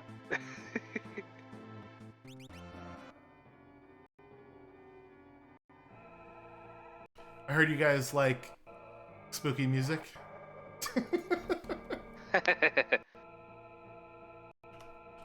I promise I will figure out what this is. I like Cyan, hate technology. So, by the way, that's a 30-second difference in switches between our two runners right now. Yikes. Alright. Alright, so we want to put in our fourth party slot a character that goes first on tiers 2, 3, and 4. So usually that's a person with access to either instant death or something to mute tier 2 or something to kill girl in tier 3. X-Zone going off nicely to kill Long Arm, and the face is weak to fire, so let's burn it alive. As Matt steps up with his party here. I think the only differences you'll see is that on Double Down screen he's got Sabin with Ragnarok, whereas Matt has Sabin jumping with the Sky Render, and is using Terra with Ragnarok versus Double Down is using Terra for spell casting. Everything on Tier 1 you could steal an elixir from, so go wild, go crazy. Same thing with Tier 2. Tier 3 is where the interesting steals come in. That's a Ragnarok from Girl and an Atma weapon from Sleep.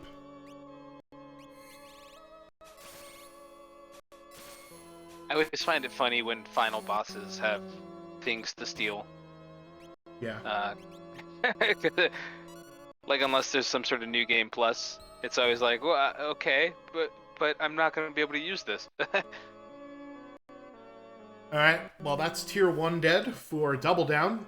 First into our second tier.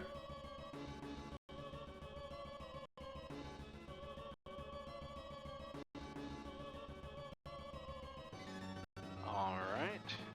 Good proc there. Let's see if this does it.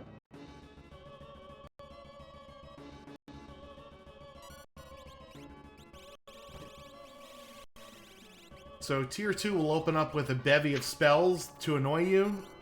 So we already have to get rid of Imp.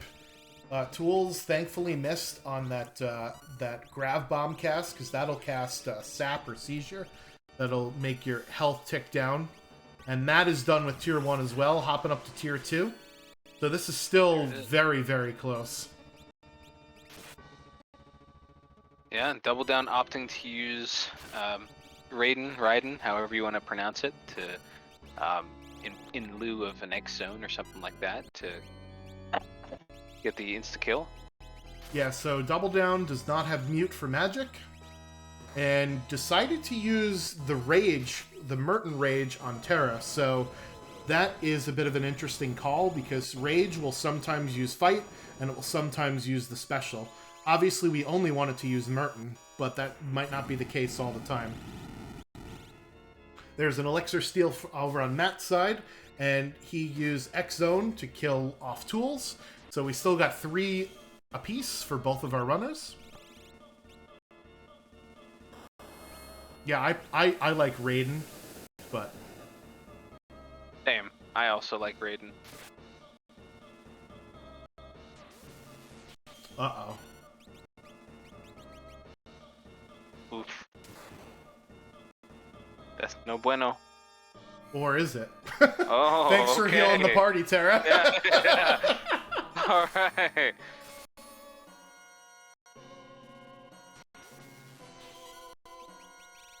Yeah.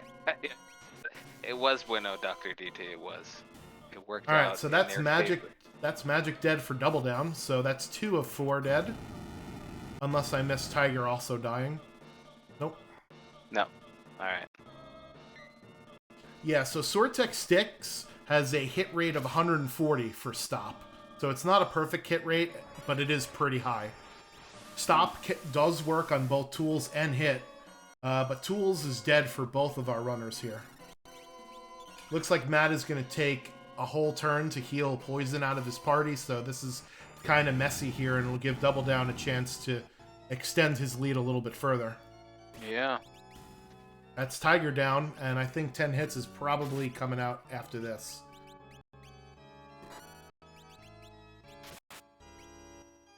Here it is. There it is. So with this def counter, Double Down will head up to Tier 3.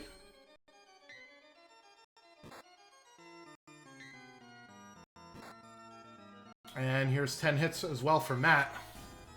All right. You like to see the block and the parries? Oh no. Well, we gotta get Celeste back up. Yikes. So that's more wasted turns here for Matt. Yeah.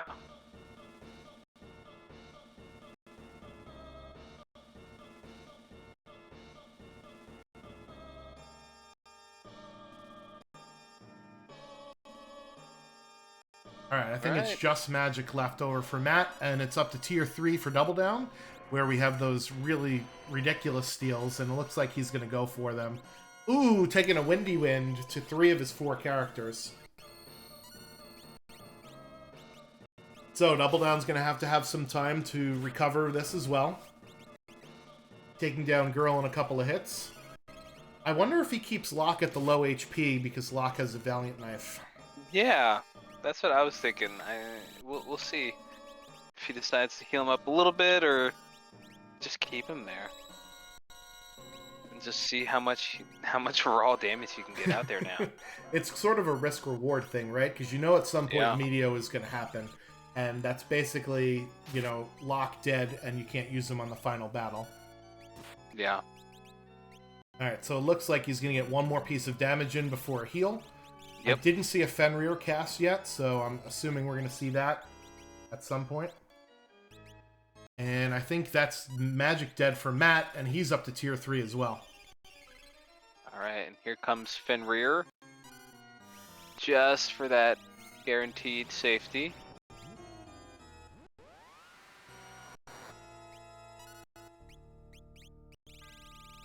With that casting of image there, so this will be good. Yeah, so Sword Tech 7 is going to pump out, looks like almost 10k there.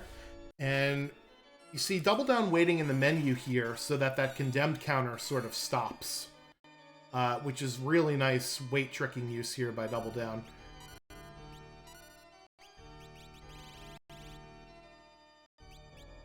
Meanwhile, Matt has got to decide to kill Girl, doing the swag Atma Weapon Steal. And it looks like he's going to try and see if Sabin can use it. Unfortunately, it doesn't look like that's the case. Oh no, Terra is down, and there comes the Meteo. So it looks like Double Down's just going to push through here, because this will do the rest of the damage to give the Calmness. And he's going to go up to tier 3 minus a character. So that's Girl dead for Matt, but Matt has got to really start to hurry up if he wants to catch Double Down here. Yeah.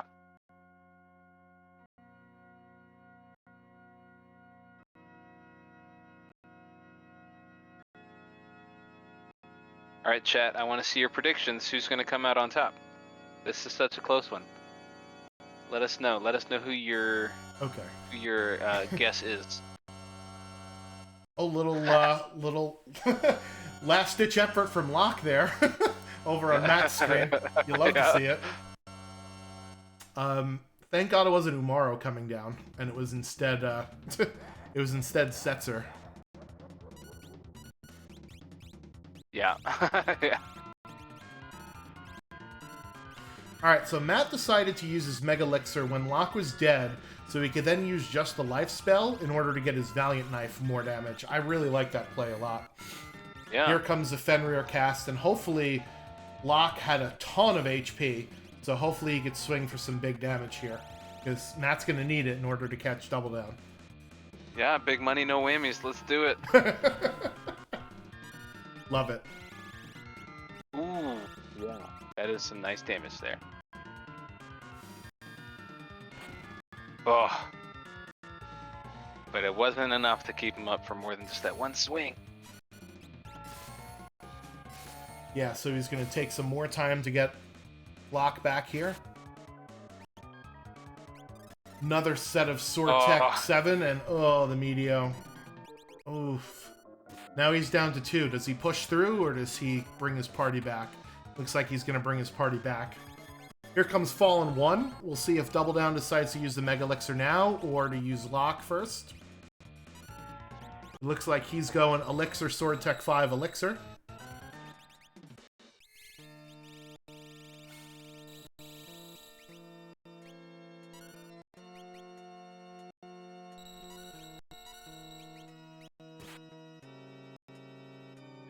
Alright, here comes the charge for Goner for Double Down, which means that Kefka will not counterattack. Very nice. Using Vanish on Locke so he wouldn't get hit by Calmness, because remember his image status is gone. And Sabin with a clutch block, but this fight on Double Down's side is nearly over. Yeah. 1 HP Locke. Let's see how much damage he puts out. Is that going to do it? The double quickness. Yes, there we go.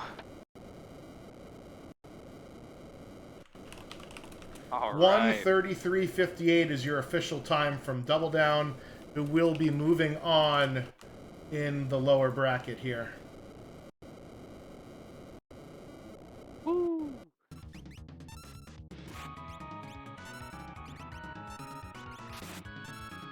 Close one. Oh my goodness, this is really good. Yeah. As Matt now starts his final battle, doing 9K a pop with Locke. Yeah.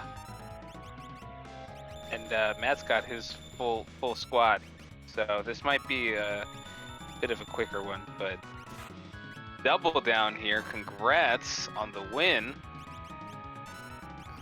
Thank you. Not what I expected here. That was miserable. Well, take us through your misery a little bit. What did you think about the seed and the flag set? So, I mean, maybe I'm a sick person, but I kind of like the lock flag set. However, this seed, I don't know, it wasn't too bad. I mean, it started with all the things you needed at the beginning, and then it was just, I don't know, so many dead checks. The Magitech factory kind of broke me. I thought I was cooked at that point. But yeah, I mean, it started out pretty well. I kind of got ahead of scaling and then was just whipping through bosses, and then then the route started running into the mud, and it got very, very sad. Yeah, so Matt finishes about a minute and 20 seconds behind you, 1:35:20. That was a very, very close race. All right, so it looks like we lost. Yeah, that one was literally a nail biter. You guys were neck and neck here going into the statues and just the final Kefka.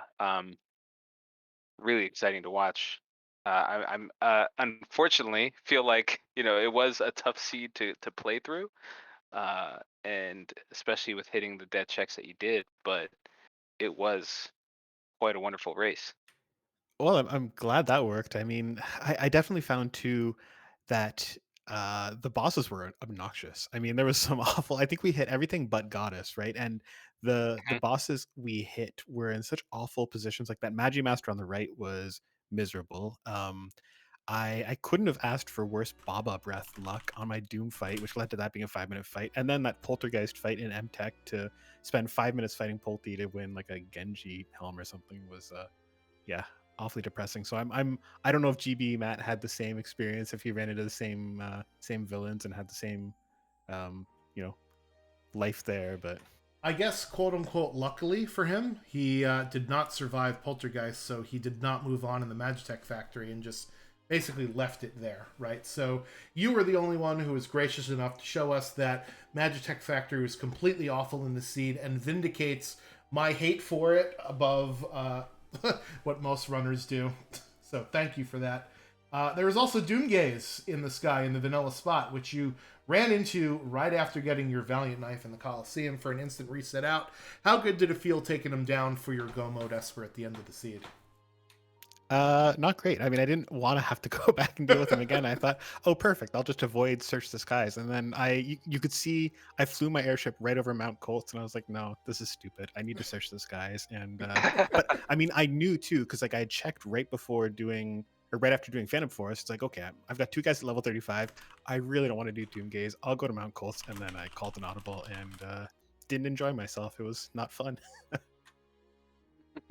Yeah, but the getting of or the defeating the bosses in the Magitech factory, plus going on the Leet River with the Merton Rage, which I thought was a great strategy early on, allowed you to get Kefka Tower skip outside of the tower. So you actually jumped in right behind Matt, because Matt had gotten his go mode first, and then Magi Master was the gate to the seed at that point, really. And Yeah. Matt did know Berserk on his party, so he was able to take down Magi Master first.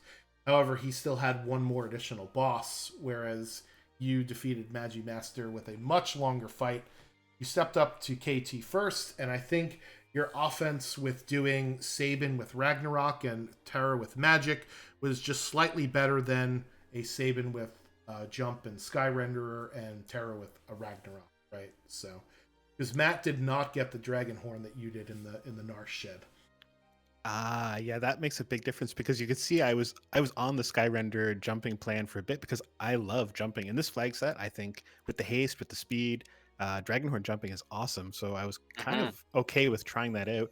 Didn't have a gauntlet, didn't have a lance, and then I found a gauntlet which I was going to use for other purposes, and then decided this is stupid. I've got a level 8 million lock who's not swinging one of my many valiant knives. No, no, no, we're going to change this. And Yeah. yeah, his jumping days were over at that point.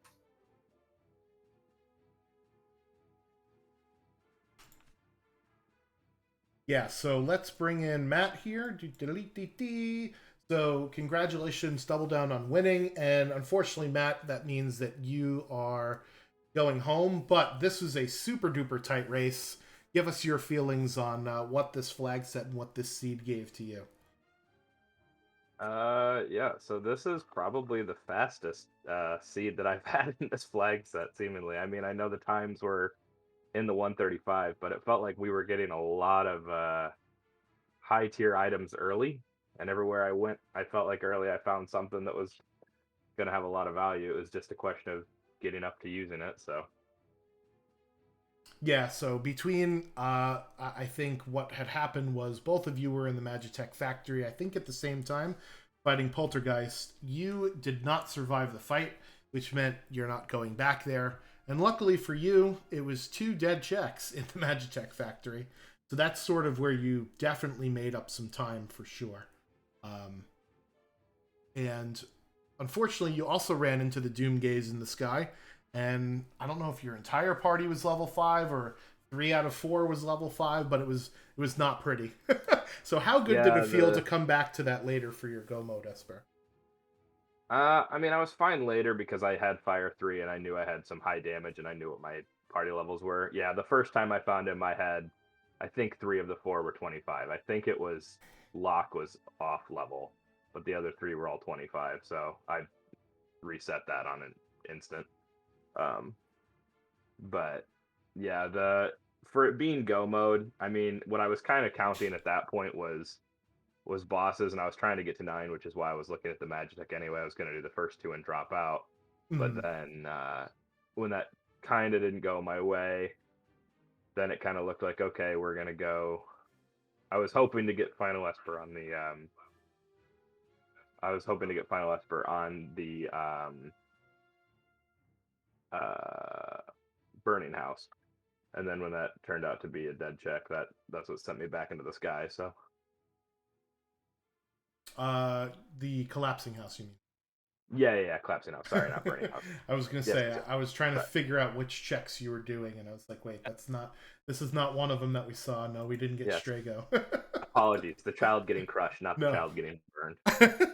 just such violent daycare we have in Final Fantasy VI. It's insane.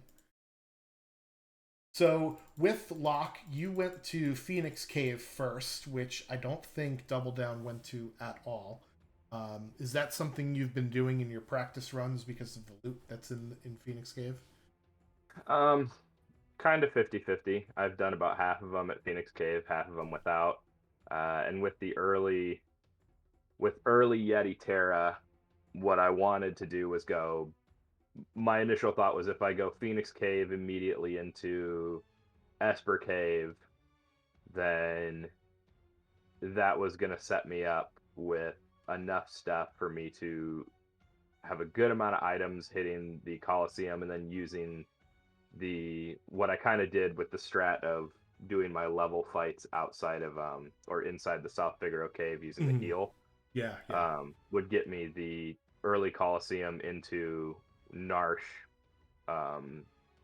with the Umaru check. So it was kind of a spur of the moment decision just at the very beginning of it with the characters that I got thrown at me. All right, Prebs, you have any questions for either Double Down or Matt here? I guess we'll do the rapid fire session. Yeah, no, I think that I know that you wrote down some ones which you probably already asked. But I guess my main one would be like what for both of you, for both Double Down and GB Matt, when you guys do happen to get into a longer run like this one, where there's dead checks and things just seem to be dragging on, what's your mentality? How do you guys continue to like push through and decide what to do next? For me, I just kind of lean harder into my existing self-loathing and doubt, and just I go from being pretty sure that I'm going to lose to like absolutely certain that I'm going to lose, and then the sort of nihilism just sort of takes the wheel. You just embrace the void and go forward. I don't know. I mean, you just kind of keep pressing forward, I guess. I really had sort of made peace that I was done after a certain point. Like with MTech, I was kind of effectively in my head it was over. So that sort of calm just settles over you at that point. You think, well, I'm Yeah. just going to do my best and try not to embarrass myself at this point. Well, kind of like you said, you were hovering over Mount Colts and was like, I guess I should search the skies, kind of like at this point. So makes sense. How about for you, Matt? Yeah, I think at this point, with the seeds that I've done previously to this and leading into this seed too, I've kind of gotten this thing with the randomizer lately where worlds collide. It's just kind of, even in my practice runs, I tend to be playing it and I'll go, okay, man, this is a really good seed. This is starting off well. And about halfway through the seed, I go, okay, this is where this seed is going to be nothing but dead checks. This is where I'm going to find all the hard bosses, and the seed will hate me, and that's okay. Just keep going because we've done this before now. So since that's been my Yeah. last 3 weeks, we're kind of just like, what's another one? Well, we could blame Double Down for this one because he rolled it for sure. Has nothing to do with the commentator's curse, I promise you. Nothing. No, So yeah, nothing at all. this is a wonderful race. You guys were 30 seconds apart going up to Final Kefka. 122.45 for Double Down, 123.15 for you, Matt. So definitely one that you're going to want to watch back for sure. Because it was definitely down to the wire. There was just certain slight differences between, the two of you. One, Matt had Jumping Sabin and Ragnarok Terra, whereas Double Down had Magic Casting Terra and Ragnarok Sabin. So it was just an interesting slight difference in strategies, right, that you both made work, which I thought was really cool to see. Unfortunately, Oh, yeah.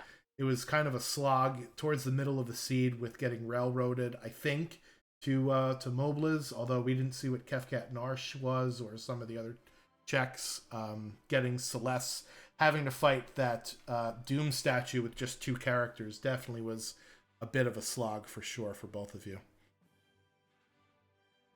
So, Double Down, any other final thoughts before we let you go? I would just say thank you so much, Aprebs and Schwantz, for putting on what I can only imagine and will confirm on the VOD to be a wonderful presentation. You both always knock it out of the park, and Schwantz, I have been, as I've told you several times, I have been absolutely loving your weekly recaps. Anybody who has not watched the Schwantz's weekly recaps yet, get out there, watch it. They are an absolute blast. I've been enjoying them. And if this is your first time watching a Worlds Collide race, well, boy, have you taken your first steps into a larger world. Join our Discord. Check out the website at ff6wc.com. And check out our Discord at ff6wc.com/discord.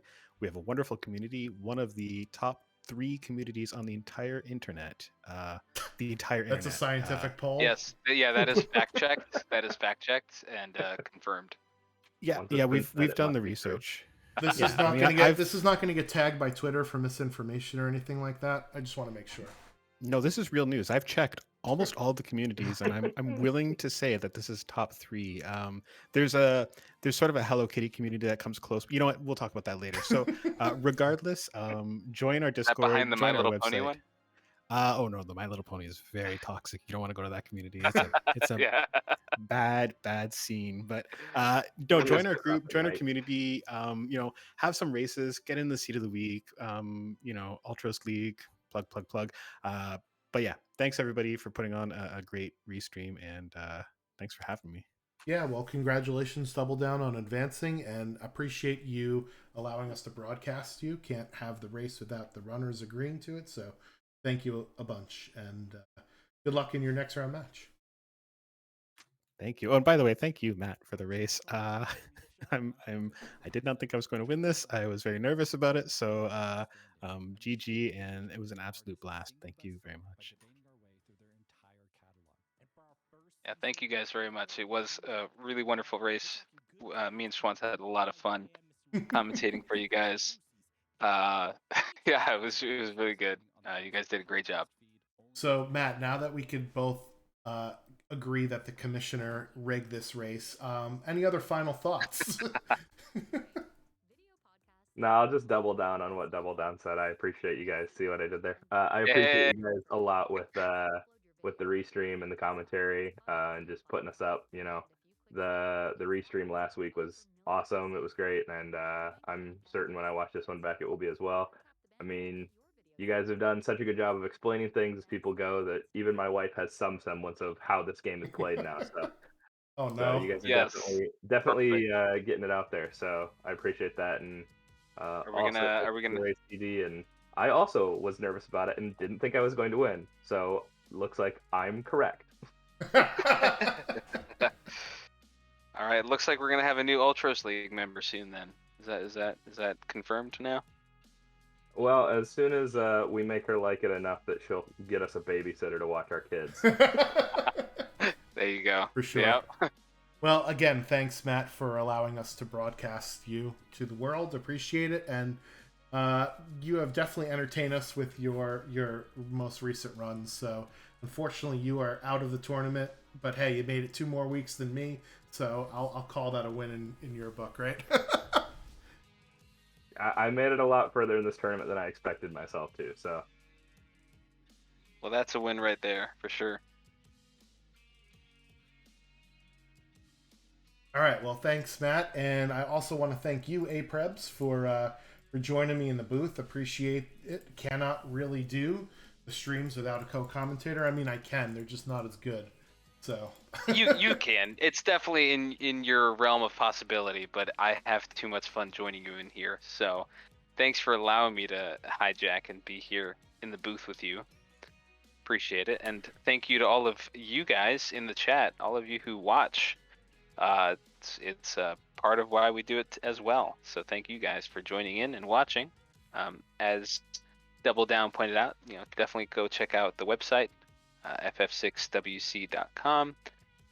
Look at our Discord, YouTube channel, all of that stuff. You can watch all of the races that have been happening as part of this event, and the recaps.